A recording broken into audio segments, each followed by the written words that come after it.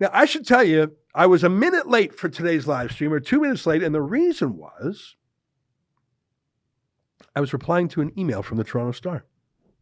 And I don't get a lot of emails from the Toronto Star, but, and I'm not going to embarrass the guy who wrote it to me, but here's what he said. I mean, he'll probably write a story about it, so you'll know who wrote it. He said, Mr. Levant, that's me.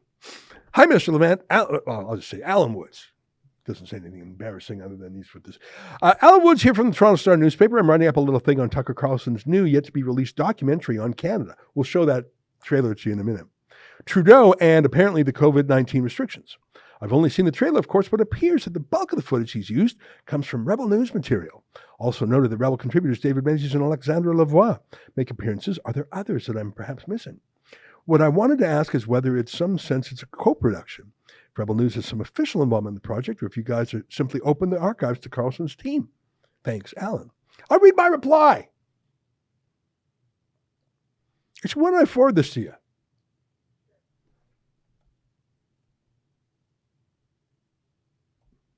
Just so you can put it on the screen. There's nothing confidential here. I would say this in public. In fact, I am saying it in public. I just click send. Hopefully you'll get that soon. And by the way, I'm glad he wrote to me.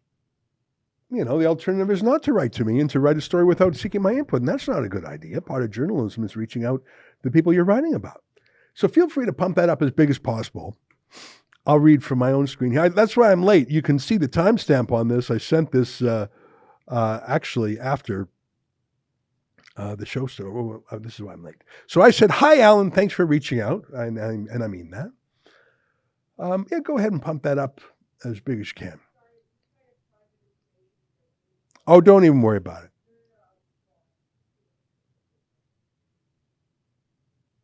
Thank you very much, Olivia. I'm throwing this at you in real time. I didn't even tell you I was going to do this, but it's on my mind. You know what? We'll show you that. Why don't we take a second and show the trailer? Because this trailer was released yesterday, I think, and it's just a 2-minute trailer about Tucker Carlson's upcoming documentary on Canada. I got a real kick out of it. Here, take a look.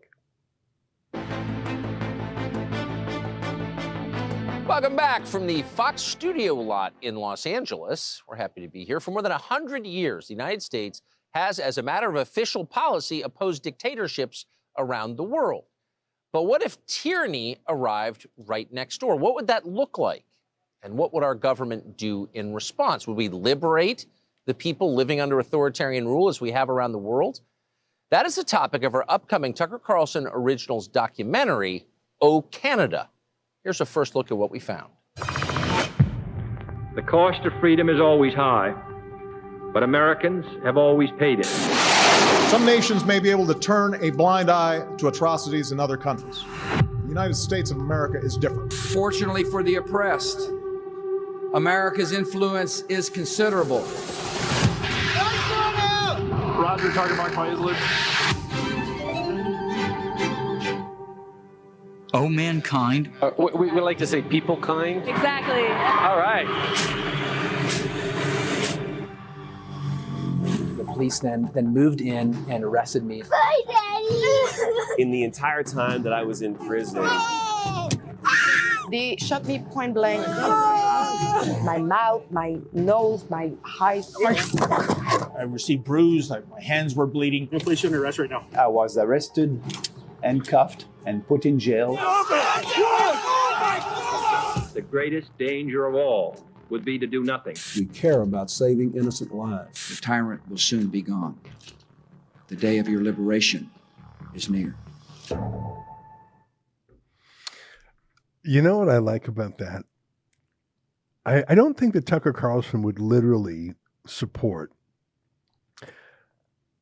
having soldiers with guns deploy into Canada, shooting and taking over the country. I do not think that anyone in America would do that. I think Tucker just likes the analogy of, hey, we liberated people from other countries in wars of foreign adventure.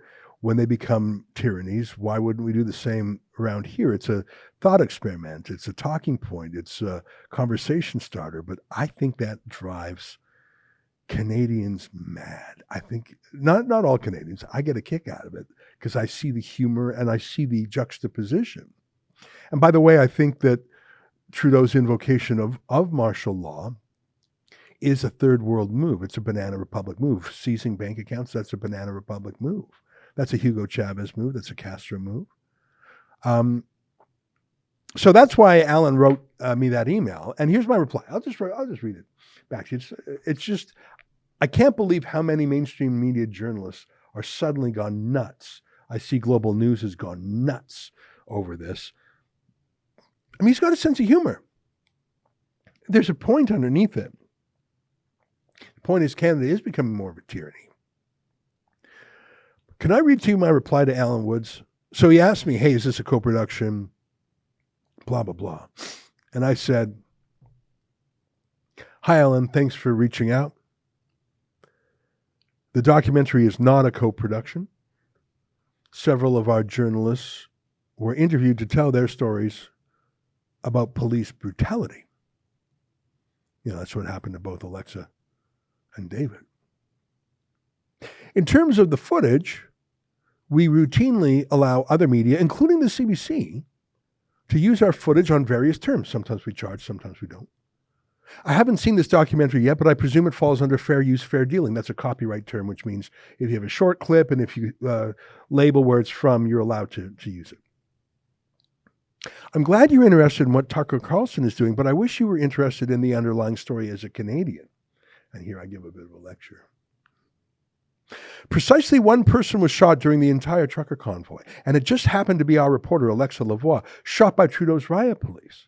She was not even protesting, she was filming the protest. Is that not newsworthy to the Toronto Star?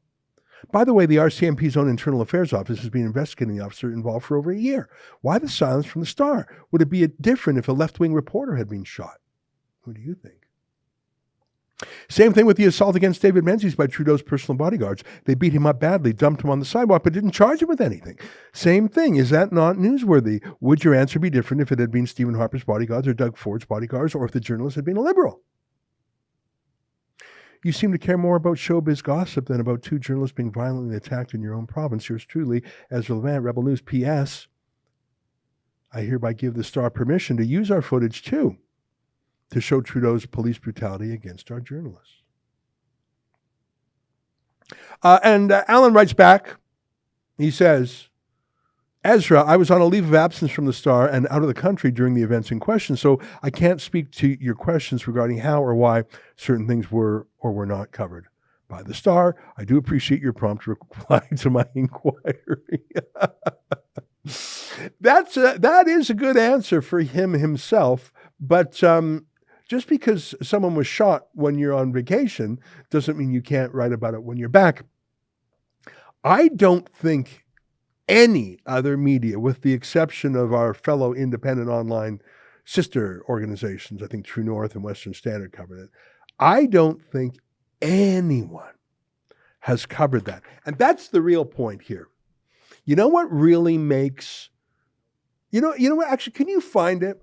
I tweeted it. It's Jackson Proskow or something is his name. All of a sudden the media is really excited because Tucker Carlson is hinting that we should be invaded. You know that's a joke, right? You know he's playing with you. It's like when he mispronounced Ottawa. There was a few years ago, he said Ottawa, which, by the way, might actually be the proper Aboriginal way to say the name. I don't know. He said that, you know that was a joke, right? You know he knows how to say Ottawa. Every person who finishes high school in America probably knows that the capital of Canada is Ottawa, or maybe actually come to think of it, these days they probably don't know that, but there's no journalist in America who doesn't know that the capital is Ottawa. It's not pronounced Ottawa, but he said it that way because he knew it would get the usual suspects up in arms. So I just read to you the letter to me by Alan Woods in my reply from the Toronto Star. But here's Jackson Proskow from Global. Let's take a look. Tucker Carlson is about to release a new short film called Oh, Canada. The trailer implies that the U.S. needs to liberate Canada from tyranny like Iraq or Libya. Well, you know, I'd appreciate that. Would have appreciated the help when the country was under martial law, bank accounts being seized, peaceful protesters being thrown in prison for 50 years. Now scroll down because he had another comment or two underneath. Tucker's previous original film took a deep dive into testicle tanning. So take that for what it's worth. And then the usual suspects are just all chiming in, Jesus, says Stephen Carter, the Calgary liberal. And, you know, and there's some people who are pushing back at him. It's not that, but now can you click on quotes? You know how to, under his original one, click on quotes, yeah. And maybe that's a good way to find mine. Scroll down a bit.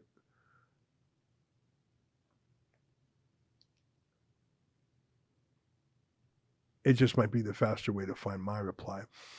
Yeah, they're right there. I said, in this movie trailer, a U.S. broadcaster interviews our reporters who were assaulted by Trudeau's police. Alexa Lavoie was shot in the leg by the RCMP, and David Menzies was beat up by Trudeau's personal bodyguards. You can see it on video. Why didn't Global report that news? Jackson Proskow is all a Twitter and a titter about what he must believe is a looming invasion because, of course, Joe Biden and the U.S. military does whatever a Fox News host implies. Like, does Jackson Proskow and does Alan Woods actually think that's going to happen?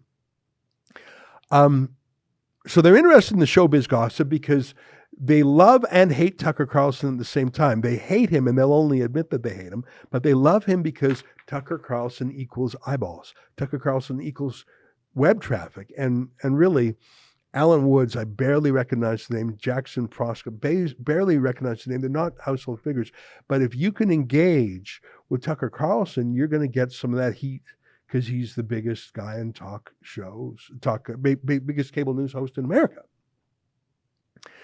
And, he's saying they should invade Canada. Ooh. I don't think America could invade Canada right now. All the American military might is over in Ukraine.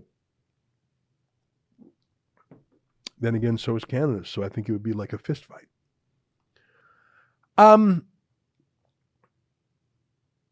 Think about that for a second. I don't know how many tens of thousands or maybe hundreds of thousands of people were involved in the trucker convoy in total. Do you know? I don't think anyone knows. There were thousands on the highway. There were thousands, probably tens or hundreds of thousands along the way. Only one person was shot. There was a blockade in Coutts, Alberta. There was a blockade on the Ambassador Bridge between Detroit and Windsor. There was a blockade in Ottawa. There were slow-rolling mobile blockades in Lower Mainland of BC. There were echo sympathy convoys in many other places. I remember there was one weekend, we had 17 Rebel News journalists in the field. 17 covering different aspects of it. That's how big it was. And yet only one person was shot. And what are the odds that the one person who was shot was our reporter and the one person who did the shooting was not a trucker, but was a Trudeau RCMP? What are the odds? Is that Stand With Alexa you got there? Yeah, let's show people. Let's show people what we're talking about. Take a look at this awful, awful, awfulness. I hate this. Put the audio on.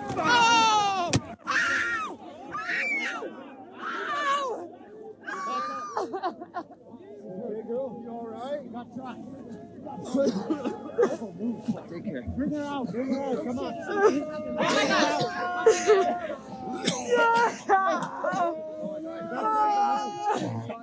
Bring the leg.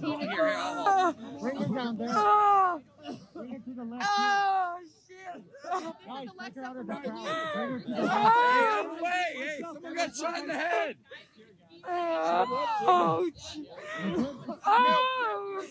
Bring her to the left here. Safe. Come on, guys. Get her out of the crowd. Take her down further. Get her down. Get her out of the crowd. Oh, shit.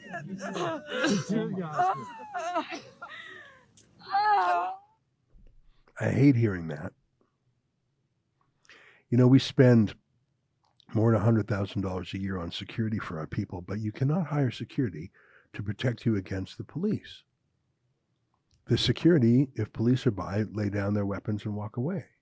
Security do not fight police. Security are good against Antifa or some hobo or some random criminal.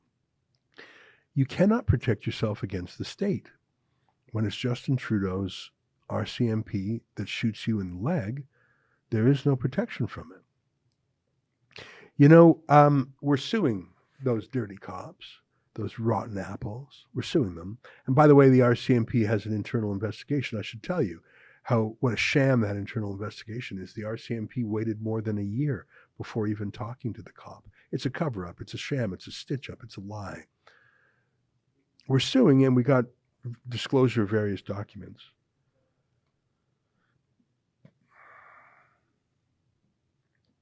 You know, the police, they were throughout downtown Ottawa. And police do a lot of things. They don't just arrest people, they help people. I was looking through the notes of the police, and they, this guy had a heart attack, this guy had a slip and fall. The police are giving first aid. It's one of the things police do. They shot Alexa, but they didn't help her. Isn't that weird?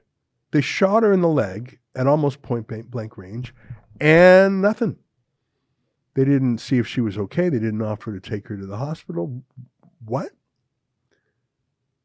Why? I've also studied the user's manual for the weapon that shot her, and it specifically warns again, the training manuals, and they specifically say it is not for use to shoot against a person like that. What you saw there was a crime committed against Alexa, and so far no one has been suspended, let alone fired.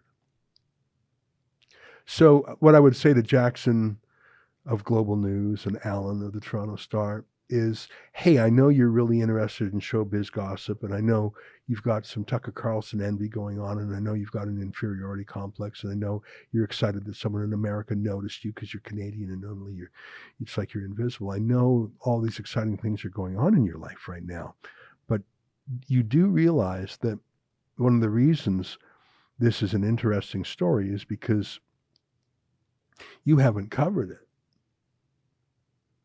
And so you're part of the problem. You're part of the regime. Tucker Carlson isn't just criticizing Justin Trudeau. Justin Trudeau is a powerful man, but he's just one man. What about the other institutions, the other checks and balances? What about the RCMP that is being co-opted into shooting reporters and beating them up? What about the media that cheerleads and smothers stories they don't like? What about the courts that have yet to stop anything that Trudeau has done? What about other cultural institutions, influencers? Everyone's being bought off. They are interested in gossip.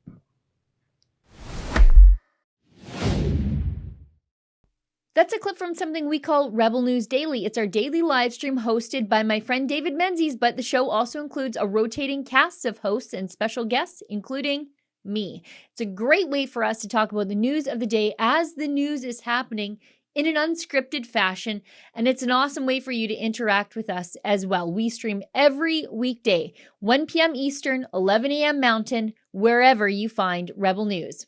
See you there.